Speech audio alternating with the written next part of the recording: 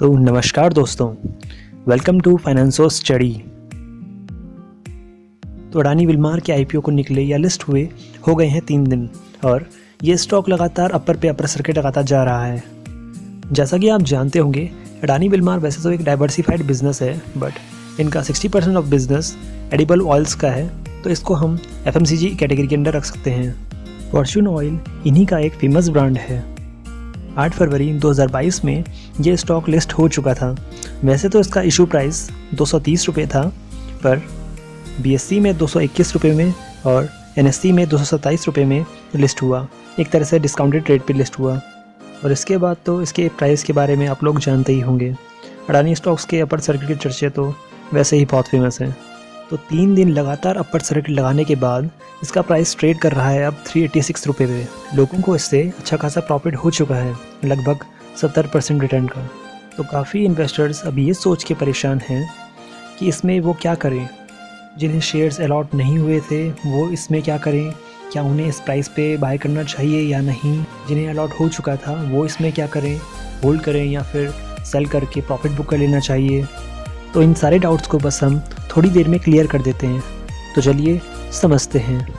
तो बात कर लेते हैं फंडामेंटल्स की। अडानी विल्मार एडिबल ऑयल के बिजनेस में एक मार्केट लीडर है, फॉलोड बाय रुचि सोया जो कि सेकंड नंबर पे आती है। विल्मार की मार्केट कैपिटलाइजेशन लगभग 50,000 करोड़ है। इसका करंट प्राइस 386 रुपये चल रहा है। स्टॉक का प्राइस अर्निंग रेशियो देखें तो 77.6 चल रहा है, जो कि इंडस्ट्री की पीई से काफ़ी ज़्यादा है। इसकी प्राइस टू बुक वैल्यू देखें तो वो भी काफ़ी ज़्यादा है, 16.4। कंपनी का पिछले साल डेप्ट 2300 करोड़ था, जो कि अब घट के 1900 करोड़ हो चुका है, जो कि अच्छी बात है।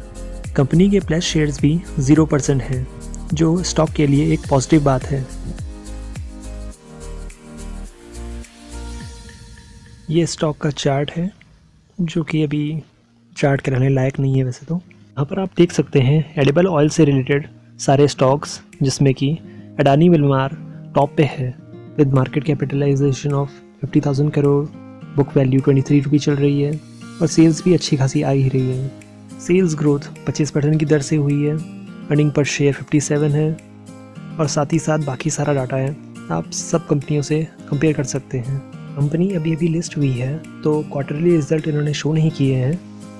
तो सीधा चलते हैं ईयरली रिजल्ट्स पे, जहाँ पर आप देख सकते हैं मार्च 2017, 18, 19, 20 और 21 का डाटा। जैसा कि आप देख सकते हैं सेल्स साल दर साल बढ़ती जा रही हैं। 2019 में 28,000 करोड़, 20 में 29,000 और 2021 में 37,000 करोड़ पहुँच चुकी हैं। साथ ही साथ कंपनी के प्रॉफिट्स भी काफ़ी तेज़ी से बढ़ रहे हैं। बाकी ये कुछ डाटा है जो आप वीडियो पॉज करके चेकआउट कर सकते हैं।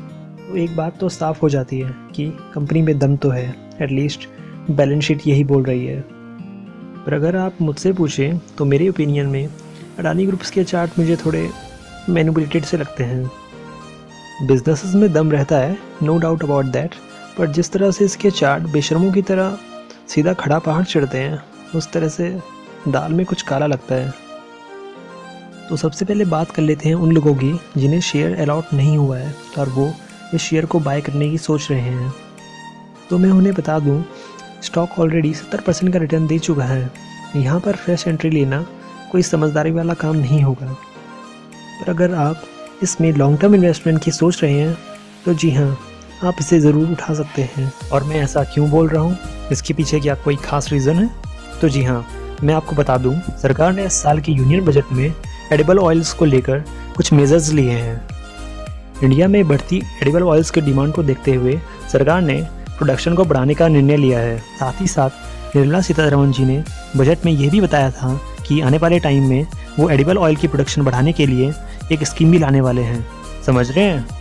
टाइमिंग देख रहे हैं आप इस आईपीओ की? खैर, बात कर लेते हैं, अगर आपको अडानी विल्मार का स्टॉक अलॉट हुआ था तो अब आपको क्या करना है। तो सबसे पहले बात आती है आपका स्टॉक के प्रति व्यू कैसा है। क्या आपने एक जेन्युइन इन्वेस्टर के माफिक आईपीओ में पैसा डाला था, या फिर एक ट्रेडर की तरह प्रॉफिट होते ही बुक करके निकल जाने के मकसद से? ये चीज़ें आपको दिमाग में पहले से ही क्लियर होनी चाहिए। अगर आप इन्वेस्टर हैं और आपने बिजनेस को देखकर आईपीओ में पैसा लगाया था तो आपको घबराने की कोई ज़रूरत नहीं है। स्टॉक थोड़ा करेक्शन कर सकता है, पर इसका हाल पेटीएम या जोमेटो की तरह बिल्कुल भी नहीं होगा। बिजनेस काफ़ी अच्छा स्ट्रॉन्ग है, डिमांडिंग है और कुछ टाइम बाद इसके लिए स्पेशली स्कीम निकलने वाली है और ये बिज़नेस या फिर ये स्टॉक स्कीम का सबसे बड़ा बेनिफिशरी होगा। इसलिए ये स्टॉक लॉन्ग टर्म में आपको काफ़ी अच्छा रिटर्न बना के दे सकता है। और अगर आप स्विंग ट्रेडर हैं और समझ नहीं पा रहे हैं कि कहाँ पर सेल करें या फिर कहाँ पर अपना प्रॉफिट बुक करें, तो चलिए समझते हैं इसके पीछे का कुछ कॉन्सेप्ट।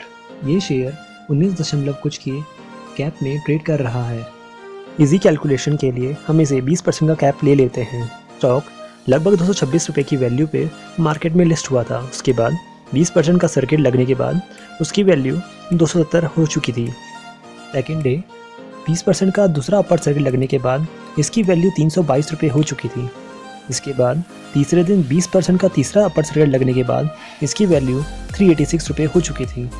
अगर आप नेक्स्ट पेज पे इस चार्ट में देखें तो लगभग 50 मिलियन का वॉल्यूम लग रहा है इसे अपर सर्किट लगाने में, जो कि मैं काफ़ी कंजर्वेटिव फिगर ले रहा हूँ। तो उस हिसाब से अब 386 रुपये में मैं 20% का अपर सर्किट लगा के चलूँ तो वैल्यू आ जाती है 464 रुपीज़। और जैसा कि आपने देखा लगभग 50 मिलियन का वॉल्यूम चाहिए अपर सर्किट लगाने के लिए। प्राइस में अगर मैं 386 और 464 का एवरेज प्राइस भी लूँ कि आ जाता है 425 रुपीज़ और उसको इंटू 50 मिलियन से करूँ तो ये वैल्यू आ जाती है लगभग 2000 करोड़ रुपीज़। इसका मतलब लगभग 2000 करोड़ रुपए लगते हैं स्टॉक को अपर सर्किट लगाने में, जो कि काफ़ी ज़्यादा अमाउंट है। इसलिए इसका अगला अपर सर्किट लगना थोड़ा मुश्किल लग रहा है। अगर आप एक स्विंग ट्रेडर हैं तो आपको प्रॉफिट एक बार ज़रूर बुक कर लेना चाहिए। वीडियो अच्छी लगी हो और मेहनत पसंद आए तो लाइक और सब्सक्राइब जरूर करिएगा। साथ ही साथ अगर आप एक रिटेल इन्वेस्टर हैं तो नीचे कमेंट सेक्शन में ज़रूर बताइएगा कि आपको कितना प्रॉफिट हुआ है। मुझे जानकर बेहद खुशी होगी। धन्यवाद। जय हिंद।